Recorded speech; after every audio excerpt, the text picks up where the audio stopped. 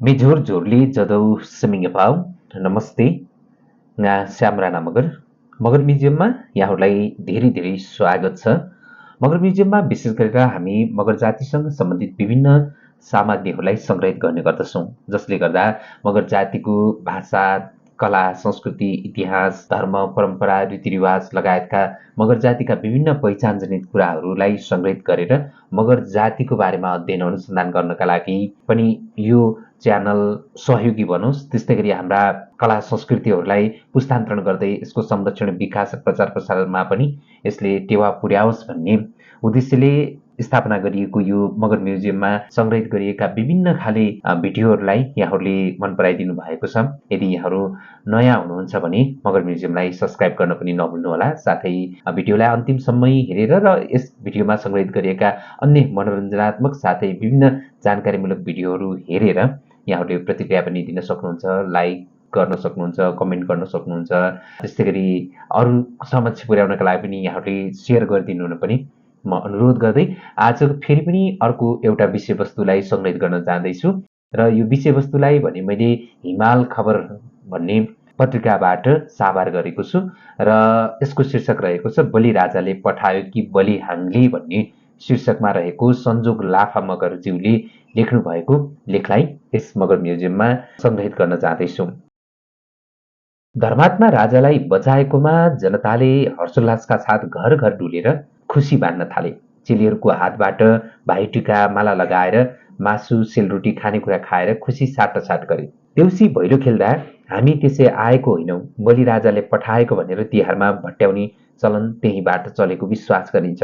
ए है भन भन साथी हो भैलो, हामी त्यसै आएनौँ, बलि राजाले पठायो भैलो। बाल्यकालमा झापाको सालबारी गाउँमा देउसी भैलो खेल्दा समूहका नाइके परियार दाजुले माथिको श्लोकलाई मादलको तालसँगै मिठो स्वरमा भट्याउँदा हामी एक स्वरमा जोड जोडले भैलो भन्दै उफ्रन्थ्यौँ। युवावस्थामा उदयपुरको बेलठार बजारमा बलि राजाको हुकुमैले आएको हामी भन्दै भैलो भट्याउँदै फन्को मार्थ्यौँ। बलि राजाको सन्देशवाहकको भूमिका निर्वाह गर्ने यो सिलसिलालाई मैले काठमाडौँ आएर पनि जारी नै राखेँ। मेरा सखाहरूले के गरे यसै भन्न सक्दिनँ। बाल्यकालदेखि नै मलाई हामी साराले भैलो देउसी खेल्नुपर्ने गरी हुकुम दिने बलि राजाबारे कौतूहल थियो। त्यो बलि राजा को थिए, कहाँका थिए, कुन जातिका थिए जिज्ञासा मेटाउन कहिले शिक्षकलाई सोध्थे, कहिले साहित्यका पुस्तकभित्र बलि राजा खोजिहेर्थे। यसै क्रममा एकजना शिक्षकले सूर्यका छोरा यमराजले आफ्नी बहिनी यमुनाको निम्तो मानेर रमाइलो मनाएको हुँदा एवं पञ्च तिहार मनाउन थालिएको हिन्दू पौराणिक कथा सुनाए। यस्तो जवाफले मेरो जिज्ञासा मेटिएन। तिहारको मौकामा हरेक साल सरकारी सञ्चार माध्यमबाट सुनाइने विष्णु पुराणमा आधारित कथा वाचन यस्तो थियो। पौराणिक कालमा एकजना दानी दैत्य धनवान राजा थिए जसको नाम बलि थियो। उनलाई आफ्नो धन र दानी स्वभावमाथि निकै घमण्ड थियो। ती राजाले दैलोमा माग्न आउनेलाई कहिल्यै खाली हात फर्काउँदैनथे। उनले धनका देवी लक्ष्मीलाई अधीनमा राखी धन सम्पत्तिले सम्पन्न भएका थिए। उनको घमण्ड चूर पार्न वामनको अवतार लिएका भगवान विष्णु बलिको दैलोमा भिक्षाटनका निम्ति आए। बलि राजाले सदाझैँ स्वभावतः मन खोलेर भिक्षा माग्न भने वामनले 3 पाइला जमिन मागे, बलि दिन तयार भए। दक्षिण नारायणले विशाल स्वरूप धारण गरी 1 पाइला आकाशमा, 1 पाइला पृथ्वीमा र तेस्रो पाइला बलि राजाको टाउकोमा टेकी उनलाई पाताल लोकमा पुर्याई लक्ष्मीलाई मुक्त गरिदिए। त्यसै बेलादेखि कार्तिक प्रतिपदाको दिन दानी बलि राजाको पूजा गर्न थालिएको हो। यो कथावाचनले त मेरो जिज्ञासु मनमा झन भोग जगाइदियो। मेरो एउटै बालसुलभ प्रश्न थियो, यदि साँच्चै बलि राजा पुराण साहित्यमा वर्णन गरिए झैँ आफ्ना प्रिय लक्ष्मी देवीलाई नै बन्धक बनाउने अपराधी थिए भने किन हिन्दूहरूले त्यस्ता असुर दैत्यको पूजा अर्चना गर्दै आएका हुन् त? बहुदलले ल्याएको विमर्श। भर्खर पञ्चायती राज फ्याँकेर बहुदलले आएको थियो। बन्द समाजबाट विचारको उन्मुक्त आकाशमा व्यक्तिको उडान सुरु भएको थियो। सीमान्तकृतका वर्षौंदेखिको कठिन विचारले बाणी पाएको थियो। पहिचानको हावा नेपाली राजनीतिभित्र प्रविष्ट हुँदै थियो। म जस्ता युवा यो नयाँ चेतको प्रभावमा हेलिएका थियौँ। परिमार्थ लेखपढ कर्ममा लिप्त हुँदै थियौँ। यो लहरले आदिवासी जनजाति सङ्घ संस्थालाई दशैं बहिष्कारको माहौल सिर्जना गरेको थियो। केही जातीय संस्थाले निर्णय गरेरै दशैं बहिष्कार गरेका थिए। बहिष्कार सम्बन्धी प्रचार पम्पलेट वितरण गरेका थिए। बहुसंख्यक समुदायलाई राज्य सत्ताको बलमा सीमान्तकृत बनाउने दशैं जस्ता हिन्दू चाड परित्याग गर्नुपर्छ भन्दै आदिवासी जनजाति सङ्घ संस्थाले विद्रोह लहर नै चलाएका थिए। मगरहरूको जातीय संगठन नेपाल मगर सङ्घले पनि तल्लो तहसम्म परिपत्र जारी गरेको थियो। सङ्घका केही जिल्ला समितिले दशैंसँगै तिहार समेत परित्याग गर्ने घोषणा गरेका थिए। यो अभियान धेरै आदिवासी सङ्घ संस्थाले पछ्याएका थिए, जसको प्रहार थिए हिन्दू धर्म र त्यसका धर्मगुरुहरू। यो वैचारिक राजनीतिक आन्दोलनको शीर्ष नेतृत्व तहमा थिए पूर्व मन्त्रीहरू गोरेबहादुर खपाङ्गी मगर, एमएस थापा मगर, काजीराम कङदङबा, गोपाल गुरुङ, खगेन्द्रजङ गुरुङ र वीर नेम्वाङहरू। वैचारिक रूपले उथल पुथल भइरहेको यस्तो सामाजिक परिवेशमा विक्रमसम्म 2048मा नेपाल मगर विद्यार्थी सङ्घ त्रिभुवन विश्वविद्यालय इकाइ समितिद्वारा प्रकाशित रोज अर्थात् संस्कृति पत्रिकामा तिहारमाथि इतिहासका ज्ञाता एमएस थापा मगरको एउटा आलेख प्रकाशित भयो। थापाले सन् 1948मा इतिहासकार इमानसिंह चेम्जोङले लेखेको पुस्तक history and culture of Kirat peoples पृष्ठ 138 देखि 150 को मगर जातिमाथि लेखिएको कथनलाई आधार बनाई भैलो अर्थात् तिहार मगर समुदायको चाडको रूपमा रहेको व्याख्या गरेका छन्। उक्त आलेखले तिहार पनि बहिष्कार गर्नुपर्छ भन्दै आदिवासी सङ्घ संस्थाद्वारा पर्चा पम्पलेट बाँडिएको त्यो समयमा बहसको दिशा नै परिवर्तन गरिदियो। किराँत धर्मशास्त्र मुन्दुममा लिखित तिहारको कथालाई गहन अनुसन्धान गरी चेम्जोङले लेखेको यो पुस्तकमा वर्णित कथालाई थापाले उद्धृत गरेका थिए, जसमा लेखिएको थियो, प्राचीन पश्चिम नेपालमा बलिहाङ मगर राजा थिए। उनी न्यायप्रेमी, धर्मात्मा र भविष्य सम्बन्धी जान्ने पुजारी पनि थिए। उनलाई प्रजाले ज्यादै माया गर्थे। एक दिन बलिहाङ राजालाई आफू मर्ने दिव्य ज्ञान भएपछि आफ्नो प्रजालाई बोलाएर भनेछन्, जसरी हामी एक आपसमा सुख दुःख गरेर मिलेर बसेका छौं, मेरो मृत्युपछि पनि त्यसरी नै मिलेर बस्नु। मेरो मृत्यु मङ्सिर महिनाको पूर्णिमाको अन्त्य, औँसीको सुरुवातमा, खासमा कार्तिक महिनाको औँसीको रात उठ्नेछ। आफ्ना प्यारा राजा छिट्टै मर्ने चिन्ताले उनलाई बचाउने उपायबारे प्रजाले राजासँग बिन्ती गरे। त्यसको जवाफमा बलिराजाको जवाफ थियो, त्यस दिन राति यमदूतले मलाई लिन आउँछ। यमदूत आउँदा सबैले रोइ कराई बिन्ती गरी बत्ती बाली मेरो प्राणदान माग्नु। यमदूत खुसी भई मलाई प्राणदान दिएमा म बाँच्न सक्छु। राजाले भनेकै दिन सबै प्रजाले नुहाई चोखो नितो बसी आफ्नो घरमा राति बत्ती बालेर जागा बसे। राजालाई लिन कालो छाया देखा पर्नासाथ फाइलो फाइलो भट्याउँदै प्रार्थना गर्न थाले। सबै प्रजा रोइ कराई राजाको प्राणदान माग्न थाले। राजाप्रतिको प्रगाढ भक्तिभाव र श्रद्धा देखेर यमदूतको मन पग्लियो। खुसी भएर बलिहाङ राजालाई प्राणदान दिएर उनी बाटो लागे। राजालाई बचाएको खुसियालीमा मगर प्रजाहरूले घर घरमा दियो बत्ती बाली नाच्दै गाउँदै हिँडे। कालको मुखदेखि रैतीहरूले बचाउँदा भाव विहुल राजाले 3 दिनसम्म रमाइलो गर्न ओर्दी जारी गरे। प्राचीन मगर भाषामा फाइलोको अर्थ हामीले बचायौं भन्ने हुन्छ। देउसीको अर्थ धर्मात्मा पुजारी र रको अर्थ राजा हुन्छ, जसको पूर्ण अर्थ यसरी उतार्न सकिन्छ, हामीले हाम्रा धर्मात्मा राजालाई बचायौं।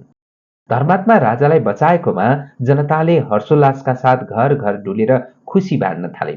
चेलीहरूको हातबाट भाइटिका माला लगाएर मासु सेलरोटी लगायत खानेकुरा खाएर खुसी साटासाट गरे। देउसी भैलो खेल्दा हामी त्यसै आएका होइनौं, बलि राजाले पठाएको भनेर तिहारमा भट्याउने चलन त्यहीबाट चलेको हो। फाइलो अपभ्रंश भएर भैलो भएको जगजाहेर छ। किराँत भाषामा हाङको अर्थ राजा, राज्य हुन्छ भने प्राचीन मगर भाषामा राज्य हुन्छ। प्रचलित बलिहाङ र बलिराजा एकै व्यक्ति हुन्। रोज म्यागजिन 2048 र लाफा म्यागजिन 2050 वर्ष 2 अङ्क 7 कार्तिक मङ्सिर 2050। थापाको यो आलेखपछि मगर समुदायले तिहारलाई आफ्नै पुर्खाको स्मरणमा मनाएको चाड मान्दै अद्यापि धुमधामले मनाउँदै आएको छ। बलिराजा होइन, बलिहाङ। बलिराजाले पश्चिम नेपालको कुन ठाउँमा कति वर्ष शासन गरेका थिए, उनको पुस्ताले कति वर्ष शासन गर्यो, त्यस्तो समृद्ध राज्य कसरी पतन भयो जान्न हुटुटी बढ्यो। आदिवासी जनजाति उत्थान राष्ट्रिय प्रतिष्ठानले आदिवासीको मूर्त अमूर्त संस्कृति सम्बन्धी बल्याङगढी वृत्तचित्रमा काम गर्ने अवसर जुरायो। पाल्पाको इतिहास र गढी सम्बन्धी पुस्तकहरू अध्ययन र केही इतिहासकार, खोज र अनुसन्धानदातासँगको भेटघाटले बलिराजा सम्बन्धी धुमिल मिथक छाटिँदै थियो। बल्ढ्याङ्गडी र बलिराजाबारे अध्ययन अनुसन्धान गरेका प्राध्यापक राजाराम सुवेदीको शोधमाला जर्नलमा लेखिएको 12 मगरातको स्वर्णकालमा बल्ढ्याङ्गडी सभ्यताबारे लेखिएको छ। त्यसमा उनले लेखेका छन्, कर्णाली प्रदेशको खस मल्ल साम्राज्यको शक्ति कमजोर भएपछि मगरको नायक बलिराजाको 4000 योद्धा भएको राज्यलाई मगर भाषामा बुलिह्वाङ भनियो। बुलिह्वाङ सेनाले निर्माण गरेको कटक किल्लालाई बलिहाङगढी भनियो। आजकल बल्ढेङ्गडी भनिन्छ। यो पाल्पा जिल्लामा पर्छ। मगर जातिको नालीबेली 2063 पृष्ठ 8 देखि 9। नेपाली समाज र संस्कृतिका अनुसन्धाता डाक्टर मिन्श्रिस मगरका अनुसार मगरात क्षेत्रको पहिलो शक्तिशाली बल्ढ्याङ्गडी राज्यको स्थापना विक्रम सम्वत 1448 तिर भएको थियो। करिब 152 वर्ष अस्तित्वमा रहेको राज्यमा 5 जना राजाहरूले राज्य गरेका थिए। किराँतीहरूले बलिहाङ मगरात क्षेत्रमा प्रचलित बलिराजा नामले चिनिएका वास्तविक बलि राणा मगर नै त्यस राज्यका संस्थापक राजा हुन्। दोस्रो अभय राणा मगरको नाम देखिन्छ भने तेस्रो र चौथोको चाहिँ इतिहासमा कतै उल्लेख भएको पाइएको छैन। अन्तिम राजा रणवीर राणा मगर थिए। पाल्पाली राजा मुकुन्द सेनको नेतृत्वमा 7 वटा राज्यको सेनाले पराजित गरेकोले बल्ढ्याङ्गडीको अस्तित्व 1616 सम्म रहेको पाइन्छ। मगर जातिको इतिहास पृष्ठ 85। वृत्तचित्र बनाउने क्रममा बल्ढ्याङ्गडी पुगेर राजा बलि राणा मगरका सन्तान र स्थानीयसँग कुराकानी गर्दा बलिराजा सम्बन्धी मिथक अझ स्पष्ट हुँदै गयो। बलिराजाका सन्तान अहिलेको बल्ढ्याङ्गडीबाट ओल्लो पल्लो गाउँतिर बसाई सरेका थिए। स्थानीय शिक्षक लोकेन्द्र राजकोटी मगरका अनुसार भैलो देउसी खेल्दा मात्र होइन, मगरहरूले गाउने नाच्ने सोरठीमा पनि बलिराजाको प्रसङ्ग आउँछ। समाज अध्येतालाई थाहा भएको आश्चर्य के हो भने पूर्वी पाल्पामा जस्तो पश्चिमी पाल्पा भेगमा मगर भाषा बोलिँदैन। अर्घाखाँचीसम्म सिमाना फैलिएको पश्चिम पाल्पामा अवस्थित बल्ढ्याङ्गडीमा पनि मातृभाषा बोलिँदैन। राणा शासनमा मातृभाषा बोल्न राज्यले नै बन्देज लगाएका कारण त्यहाँका मगरले आफ्नो भाषा बचाउन नसकेकोमा ऐतिहासिकहरू बीच मतैक्य देखिन्छ। तर मननयोग्य तथ्य के छ भने बल्ढ्याङ्गडीका मगरहरूले सोरठी गाउँदा मातृभाषामा आफ्ना पूर्वज बलिराजालाई श्रद्धापूर्वक स्मरण गर्दै आएका छन्। यो उत्सवलाई तिहार भनिन्छ। तिहारलाई भट्याइने बलिराजा स्थानीय जनजीवनमा मिथकका रूपमा छ।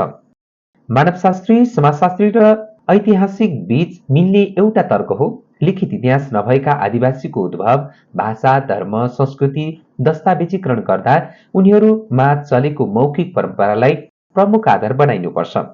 नेपालमा हिजो राजकाज गरेका मगरहरूको पनि आफ्नो लेख्य इतिहासको श्रृङ्खला बिटुलिएको छ, भए पनि अपर्याप्त छ। त्यसैले तिनको नालीबेली बुझ्न हामीले गाउँ बस्तीमा छिरी त्यहाँका चालचलन र मिथकभित्र घोत्लिनुपर्छ।